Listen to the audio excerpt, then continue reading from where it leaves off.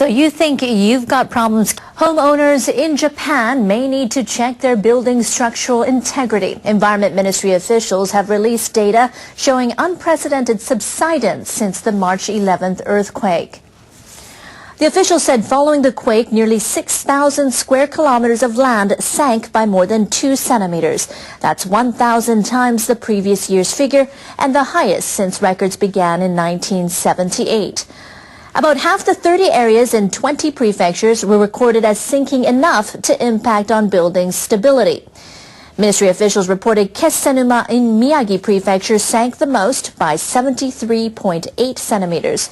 Residents of Tohoku and Kanto experienced subsidence by more than 10 centimeters in 7 different areas. Officials attributed the subsidence to the March 11th earthquake. They expressed concerns the subsidence might still spread and cause further damage to buildings. The officials said following the quake, nearly 6,000 square kilometers of land sank by more than 2 centimeters. That's 1,000 times the previous year's figure and the highest since records began in 1978. About half the 30 areas in 20 prefectures were recorded as sinking enough to impact on building stability. Ministry officials reported Kessenuma in Miyagi Prefecture sank the most by 73.8 centimeters. Residents of Tohoku and Kanto experienced subsidence by more than 10 centimeters in 7 different areas. Officials attributed the subsidence to the March 11th earthquake. They expressed concerns the subsidence might still spread and cause further damage to buildings. Experts with Japan's Nuclear Regulation Authority are looking at their surveys of the country's power plants, and they don't like what they see. They've been checking the ground beneath a handful of facilities for signs of earthquake vulnerability. They say active seismic faults could run beneath part of a plant in northern Japan.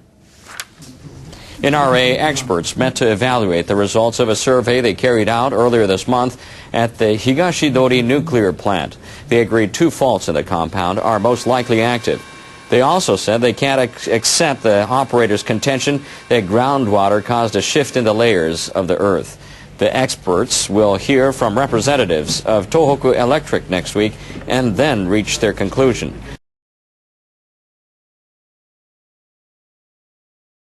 The operator won't have to scrap the reactors even if the NRA determines the faults are active. No key facilities sit on the faults, but the utility will have to review the plant's earthquake resistance measures, which could delay the resumption of operations. The love of money is the root of all evil. The projected earthquake movements will be quite different, since the present projection does not consider the existence of active faults in the compound. The head of Japan's nuclear watchdog says it cannot begin safety screening of offline reactors until new safety standards are set up in July. All but 2 of Japan's 54 reactors remain offline following last year's accident at the Fukushima plant. The chairman of the Nuclear Regulation Authority, Shunichi Tanaka, says it wants to keep the debate on safety open to the public. Even if utilities apply to restart reactors, we cannot begin screening applications unless new safety rules are made into law next July. He added that the authority will stop Japan's only 2 operating reactors at the OE plant in Fukui Prefecture if they don't meet the new standards. But he said he cannot make any decision at this stage and that he has no intention of suspending the reactors anytime soon. People in Japan are getting used to a new but familiar political reality. The Liberal Democrats are coming back to power after trouncing the Democratic Party in a lower house election. And the man who was once Prime Minister, Shinzo Abe, is set to take his old job back. Our party's victory doesn't mean that voters are putting 100% trust back in the LDP. People wanted to end the 3-year political confusion and stagnation brought about by the Democrats. Our mission is to tackle the critical situation Japan faces We need to speed up the reconstruction from last year's disaster. On the economy, we have to beat deflation, curb the strong yen, and create jobs. On diplomacy and national security, we will rebuild the Japan-U.S. alliance, then improve relations with other countries, and protect our land and waters. Now, Abe has begun picking his cabinet and party leaders. Abe reportedly plans to appoint former Prime Minister Taro Aso as Deputy Prime Minister. Political analysts say Abe hopes a veteran politician will help stabilize his government. Aso shares many of Abe's conservative views. Abe says he'll keep Secretary General Shigeru Ishiba in his post. Ishiba managed the party's election campaign. The new government is expected to take power next week.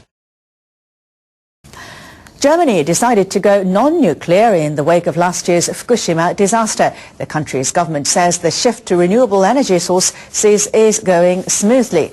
A quarter of all electricity now comes from such sources. The government has already taken 8 nuclear reactors offline, but this has had no impact on maintaining a stable energy supply. The government's first report on the energy shift said that wind, solar and other renewable energy sources accounted for 25% of all power consumption in the first half of this year. The figure is up from last year's 20%.